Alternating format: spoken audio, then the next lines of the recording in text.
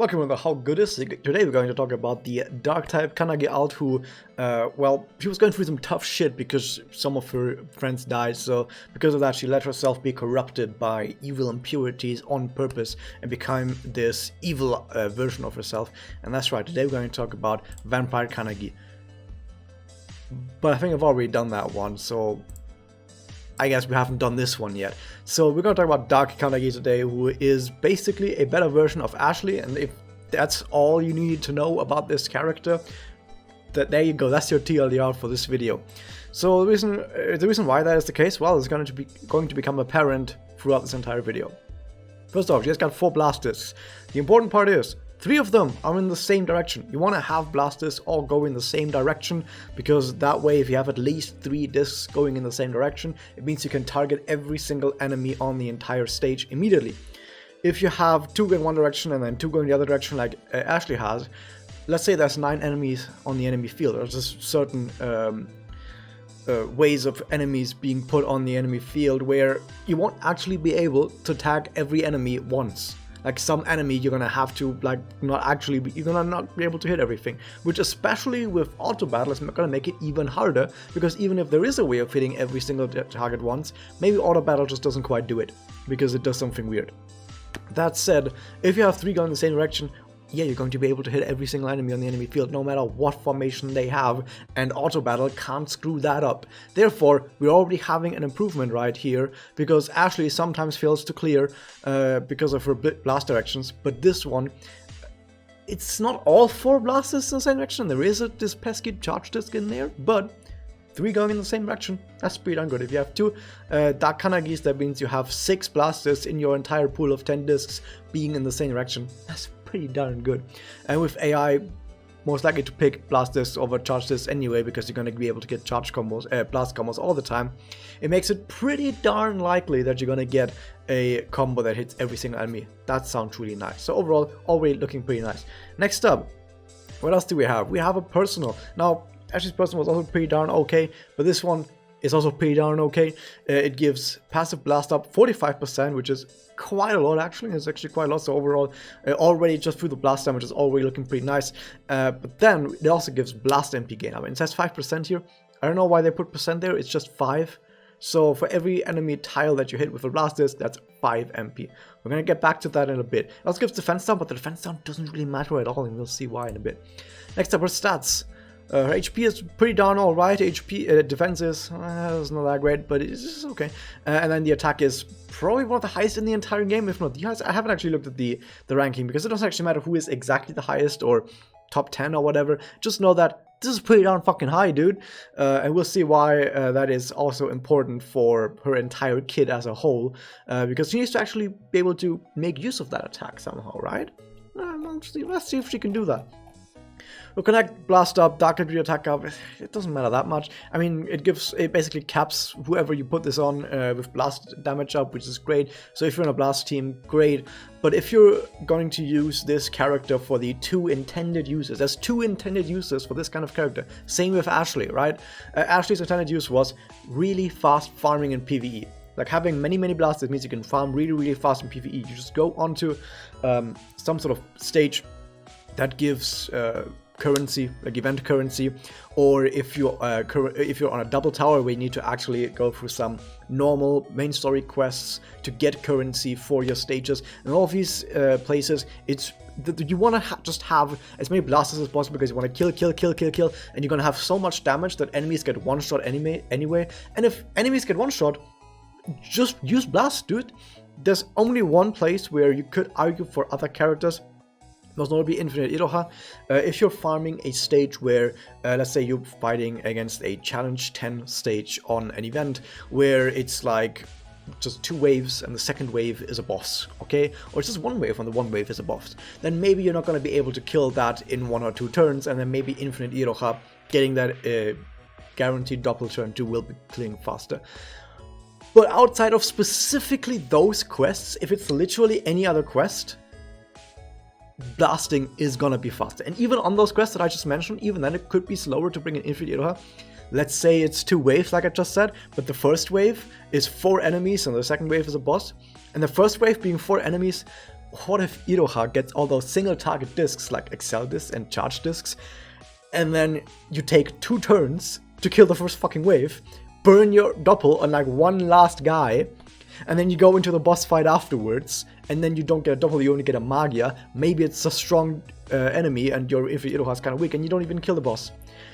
In a situation like that, yeah, maybe it would have actually been faster to be blasting instead. So yeah, I wanted to mention this because when it comes to PvE farming, some people have said that, oh, yeah, if Iroha is best farming. No, she's really not.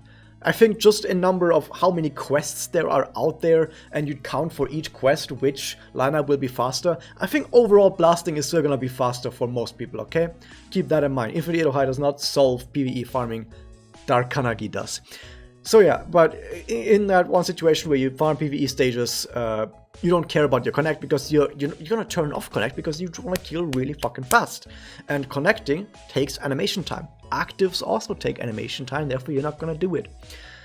The second reason why you're not gonna care about your connect is because the other place where Dark Kanagi might be really fucking good is in mirrors, okay? And we're gonna take a look at that in a second. Like normal mirrors, not ranked, but I mean, we don't know about ranked yet because duels are gonna change, but the other part is really just normal mirrors, so we're gonna see for that in a bit. Now here's the Magia and the Doppel. Now we already know that with her personal she gains 5 MP for Blast Style, and I can tell you already that she has another 5 MP in her SE, which means 10 MP per Blast Style, which is a lot more than a bunch of other MP gain characters from Blue Blast. Which is good because I told you guys that you need more than just 5 to be actually getting to decently fast doppels. And here's the good part. 10 is exactly the right number for this kind of setup if you're playing solo or something like that. If you do want to bring her solo to some harder quests as well. Because here's what happens. 10 MP per tile. 3 blasts per turn. If you hit 3 enemies with each blast, that's 30, 60, 90 on the first turn. Let's ignore getting hit and the MP from that after that. Because maybe you clear the wave or whatever, then it takes just 2 more blasts, which that's another 30, 60 plus 90, that's 150, that's exactly double. But here's the fun part. Once you doppel, on the turn that you doppel, you only get 2 more discs after the doppel. So you doppel blast, which is 60 MP, and then you get another turn with 3 blasts, which is another 90, 60 plus 90, that's exactly double. Yeah, 10 blast MP is exactly enough for a single character to do double blast, then a triple blast, and then another double blast, and just repeat from there. That's the exact right amount of blast MP for that. That is only if you actually get all the discs in there, like if you miss discs because someone else gets a disc, or for some reason you decide to just connect to someone else, whatever, then yeah, of course you're not going to get that. But what's the doppel actually do? It's attribute strength and damage to a single enemy. Single enemy kind of makes it bad, but it's attribute strength and but yeah, single target is kind of not the best, but it's better than not being attribute strength, I guess. But this is not actually what you're using this doppel for. You're not going to use this doppel specifically for the direct double damage. You're still going to use it for damage, but in a different way. You're going to use it for blast damage up to self 70%, Dark Evil attack up self 60%, and defense pierce for 5 turns, 100%. Damn, that's some pretty nice blasting effects right there. Yeah, you're using this doppel to blast harder. And does a really good fucking job of making you blast harder, right? It does defense down to self and provoke, which is like, yeah, whatever, it doesn't really matter. Like, it doesn't matter. The defense down doesn't really matter that much, and the provoke, I mean, it's okay, but you really don't care that much about it as well. There might even be some situations where they might even hurt you in a way, but whatever, it doesn't really matter that much. The important part is you buff yourself up really, really hard. Now, I'm going to talk a little bit more about the doppel, but first we should talk about the SE. The important part is 2 blast damage nodes up for a total of 33% of blast damage up. Why is it important that it's 33%? Because her doppel gives 70%, meaning that just with her SE, if you use a single doppel, you're capped on blast up.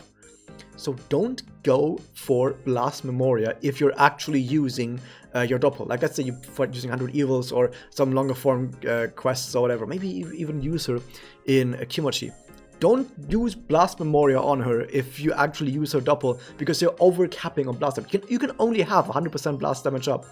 So with 70% from here for 5 entire turns, plus the 33% from here, yeah, you're capped. You're already over-capped, actually. So keep all of that in mind. However, that also means that since blast damage up caps immediately, and defense pierce you can't stack that. Defense pierce, the enemy defense is 0. How you can't even have less than 0 defense with defense pierce? That means that after your first doppling again doesn't really do that much. Like, sure, you're getting another 60% darkin attack up to self, but you already have 60% up here, and we're gonna see in a second, you already have a shit ton of attacker from other sources. So maybe you don't really need that much, okay? Like, you're not gonna cap on darkin attack up, you're not gonna cap on some other forms of attack up that maybe this character might have. You're not gonna cap on those, but the point is, the more you have of something, the less having more of it will actually do for you. You want to diversify your bonds, basically. So you're not going to get that much from it. Keep in mind, when you doppel and you use 2 blasts, you're not getting a pull-up blast combo. And a pull-up blast combo gets a crap ton of fucking more damage for your blasts. All of this is what I'm trying to say. If you are going for really long battles with Dark Kanagi, against really big bosses maybe, don't use what I said earlier. I mean, I said it earlier, this is the exact MP count for doing double blast and then 3 blasts again, and then double blast repeat, but you don't actually want to do that. And this is kind of a bit weird that she has the exact amount of MP to do that, but you don't actually want to do that, because you only need to have your double going like once every 5 turns, and it's fine. So yeah, just once every 5 turns to keep up the blast damage up, to keep up the defense pierce up, and you don't need any more than that, okay? Now let's do the fun part. Let's do the real fun part. Attack by critical HP 30%, and defense up 30%. Anti-evade for 5 turns when the battle starts. Attack by critical HP 40%, 40% defense up, 60% attack by critical HP for 5 turns. Defense up, critical HP 100% for 5 turns. What the fuck is that? A 10,000 barrier for 5 turns, and you kill yourself? I can't believe this. She fucking kills herself. This is basically Yuna and Ashley. A little bit of Anya in there. Damn, that's pretty fucking good stuff. So I know I usually say that red buffs or like attack up that caps at 100%, but there was I don't know when it happened, but there was an update to the game where they basically said, you know what, attack up at critical HP and defense with critical HP, those don't cap anymore, those go forever now. So she actually gets all of that. She gets a total of 130% of attack up at critical HP. 130 fucking percent. Do you know how much that is? That's more than double her fucking attack. You know what I said earlier, that's maybe it might be really important for her specifically to make use of her attack. Yeah, that's fucking right. The more base attack you have, the more your bust will actually do for you. And she has 130 fucking percent. And you know how getting 30% defense down from her manga, that's like 30% defense down, like another 15% from here. That's 45%. You know how much she gets? You know how much she gets passively from being at low HP? That's 30, that's 40, that's 100, that's 170%. That's just having a little bit of defense down from her doppel and person. Just fucking nothing to that. She has an insane amount of defense with that. Granted, her base defense isn't the best, but that's still a great amount of defense. And then she gets barrier. So yeah, she's going to be really fucking hard to kill, even though she almost kills herself at the beginning of the battle. Now keep in mind, this is not when you're farming. When you're farming, you don't want to use her actives, because when you use her actives, that's animation time. Animation time is not farming. When you're farming PvE quests, you want to actually go and kill with blasts. You're not going to use your actives when you're farming really hard content, when you're farming like PvE. Only when you're farming maybe really hard content with really big bosses, maybe then. You might want to consider actually turning actives onto one-shot bosses immediately. But this is kind of insane. This is actually absolutely fucking insane. So, is that just all there is to Dark Kanagi? She's really good at farming. She's the best new all-slot character. Keep in mind this. Yeah, with her being the faster PvE farmer, that now puts her as the #1 best all-slot character in the entire game. And she's also really good at normal mirrors. Now, I think that Aniyachiyo is still probably better for most people, simply because Aniyachiyo requires less. It's hard to say, but Aniyachiyo might require only to be at 1 slot to be good, but it's hard to say. Maybe Dark Kanagi also only needs to be at 1 slot. Yeah, I think they're both like 1-slot wonders, because Dark Kanagi gets a crap ton of effect from just, you know, these passives, and she gets anti-evade. You don't have to worry about evade with Dark Kanagi. So both Dark Kanagi and Aniyachiyo are both 1-slot wonders for normal mirrors as well, being able to do absolutely anything. I have something set up maybe where this is my Dark Kanagi in mirrors. Now, that attack value is maybe pretty darn high. It could be higher. Like this is not my highest attack memory. I think I've gotten to like 90,500 or something attack or something. I don't know, or 400, 9,400, something like that. But the point is, let me just go into some random mirrors battle and see what we get. I want to get someone with like where I can do all 5 turns and actually hit a light type at the end. Whatever, that's just good enough. That's good enough right there. Let's just see how well we're gonna do. Because I want to get some crunch. Here's my duck Kanagi. She's doing pretty darn well. She does that. Okay. Are we gonna be fine? Yeah, it's not gonna be a guard or a provoke. Provoke wouldn't matter. It's guard that matters. So let's just see what happens. I'm gonna slow it down so you see those damage numbers. Oh, that's got really juicy. Ooh, that's some big juicy fucking numbers, dude. But we continue, guys. Look at that. Fuck, that's not even critical. Dude, I can't fucking watch, dude. This is too crazy, man. Yeah, this is not even fair, guys. This is not even fucking fair. You know, with Aniyachi, I was like making a big deal of, oh, she hits 80,000 on tanks. What the fuck is that? What the actual fuck is that? I'll say one thing that Aniyachi also has. Doesn't she also have like anti-provoke? Was it anti-provoke or something like that? She has like one more effect on top of the anti-evade. But when it comes to pure numbers, I don't think anyone else can do as much damage as that Kanagi turn 1. She absolutely busts everything out of the water. It's not even close. You'd be like, oh, what if you have an actual tank on the enemy team? Like a Haragi Sayaka. That's a big tank right there. That's a high amount of defense. Is your defense, are you able to actually overcome that defense? Well, let's find out. You press that button right here. I'm still probably going to use Aniyachi for most of my farming because with that Kanagi, you need to press this button. I don't want to press a button every time I go into Mirror's battle. With Aniyachi, I don't need to press a button. I can just go. But yeah, let's actually do this. Let's see what happens. First blast, which is also the weakest blast. Yeah, it's also 110,000. Yes, that's what you mean. It's a fucking tank. Okay, so we figured out that Dakanagi's damage is kind of busted in normal mirrors. So she's great in normal mirrors. She's the fastest all-star character. Is she gonna be good anywhere else? I mean, having a single target double kind of sucks. And all of her blasts, all of her buffs only for herself. She caps on blast immediately, so you're not going to be spamming the doppel too much. And even if you do, you're not going to get that much out of it like most other characters do. So you can use her in other places. You might be able to take her into Kimochi if you want to do some blast power, but she's not going to be that amazing overall. So yeah, she's the best all-slot character in the game. She's one of the, if not the best PvE farmer in the game. She's one of, if not the best normal mirrors farmer in the game, although personally I like Aniyachi not needing to press a button every time you go into a battle, but that's just me. And does she really need to be anywhere else? Keep in mind, by the way, that if you go into, there's something that I was thinking about, if you go into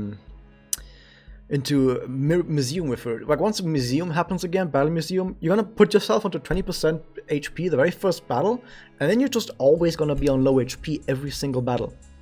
I don't know if that's good or bad. That might be good, that might be bad. I don't know. But that's something else to think about. She also has Memoria, by the way. The Memoria it's not bad. It's pretty good. Is it game breaking? No. It's one of those Memoria that, you know, you're gonna see some people use this in some places, but it's not gonna be the next best thing, right? What am I trying to say? So it gives attack up 35% for one turn, which is great on a really low cooldown. So this is the important part. It gives a lot of attack on a low cooldown, meaning that in Kimochi you're actually able to use this on turn 1, and you're gonna be able to use this on turn 6 or whatever later as well. So having a buff Memoria that you can use twice in the same Kimochi. It's really nice. You can also bring this into mirrors where it will be available on turn 3. So that's pretty darn nice. The defense of the provoke doesn't really matter that much. I mean, you can do some shenanigans here where you use some weak MP. Like I think Tokanemu has weak MP, so you can try and cheat out some more MP by making sure that they get hit with provoke. Like that's some nice strategy that I can do there. But there were already other Memoria that were doing similar things. People are already playing provoke, I think, on Tokanemu, or just putting her in a spot where they get hit all the time.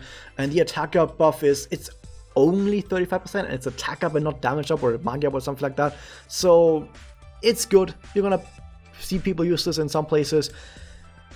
I think some people are overhyping this just a little bit, simply because I know similar Memoria that are not that much worse than this one.